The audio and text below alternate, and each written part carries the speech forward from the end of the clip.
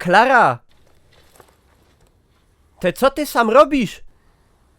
Ja sam przyszła z kuli smoka. Gadają, że on leczy wiesz co. Te a ja myślą, że ty się blank wyleczono. Niby ja, ale wiesz jak jest. Klara! Dziocha prosza ino mi nie godej, żeś przeszła tako droga z kuli swoich weksli. A co, nie mogę?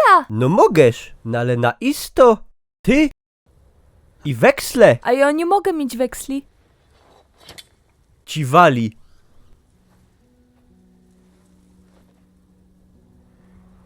Klara,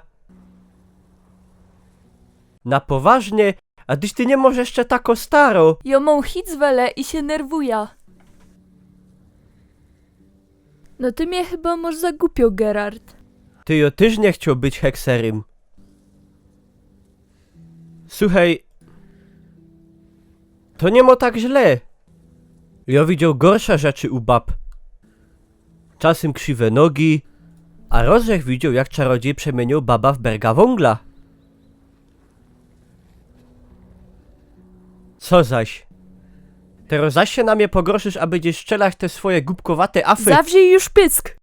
Nie zawra! Dobre daj pokój, kupiacie tytka bombonów. Coś ty powiedział? O, pierona.